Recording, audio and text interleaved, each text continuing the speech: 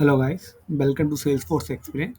So today we will study the part 10 of the PDO certification exam on Trailhead Academy. So if you want to plan to give the certification exam, you can continue with this series and you will surely get the questions from here from this series.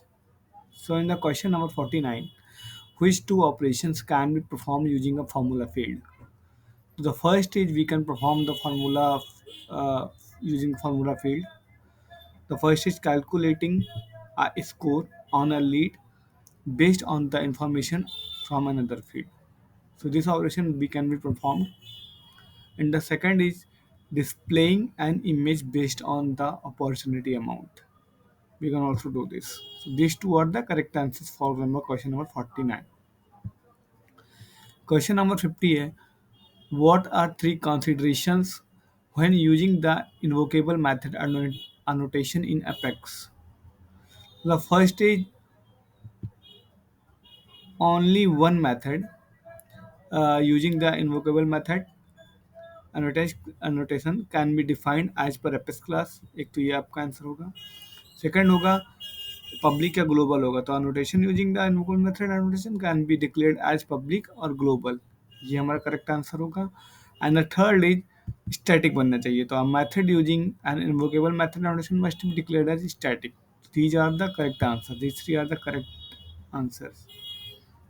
कि पहला number last के हम चलेंगे पर apex class होना भी चाहिए, public और ग्लोबल डिक्लेयर्ड होना चाहिए और स्टैटिक भी डिक्लेयर्ड होना चाहिए. क्वेश्चन नंबर 51 पे जाएंगे तो how should a developer write unit test for a private method in Apex class. So using the test visual annotation, we can write the unit test for a private method in an Apex class. Okay, these are the correct answer for question number 51. Next question पे चलते हैं तो यहाँ पे आप developer created a Visualforce page and custom control to display the account type field as shown below. यहाँ पे code क्या है कस्टम कंट्रोल का कि public with sharing class custom controller private account the account and यहाँ पे string define किया गया पब्लिक अकाउंट टाइप और यहाँ पे पब्लिक कंट्रोलर कस्टम कंट्रोलर. यहाँ पे अकाउंट को सेलेक्ट किया जा रहा है ठीक है आईडी और आईडी को अकाउंट से जहाँ आईडी एपेक्स पेज के कस्टम पेज से पैरामीटर का आईडी को गेट कर रहा है. विजुअल फोर्स पेज स्निपेट क्या है the account type is exclamation mark act type the value of the account type field is not being displayed correctly on the page. Okay, assuming the custom controller is properly referenced on the visual force page, what should the developer do to correct the problem. तो यहाँ पे क्या करेंगे इस problem को हमें correct करें तो गेटर मेथड लगेगा तो जहाँ पे गेटर मेथड होगा वहाँ पे आंसर करेक्ट होगा तो add a getter method for the act type attribute. This is the correct answer. Guys important question ही ये आ सकता है पीडी1 में.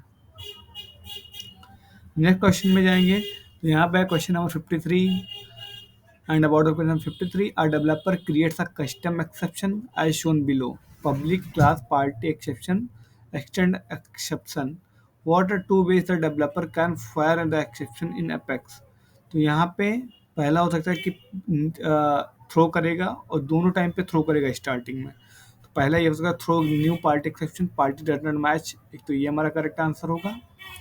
सेकंड यहाँ पे थ्रो न्यू पार्टी एक्सेप्शन ये भी हमारा करेक्ट है. तो ये दोनों करेक्ट हैं. तो इसका ट्रिक कैसे कर सकते हैं कि यहाँ पे थ्रो होगा स्टार्टिंग में वो हमारा करेक्ट आंसर होगा. मैंने तो ऐसे ही दिया है.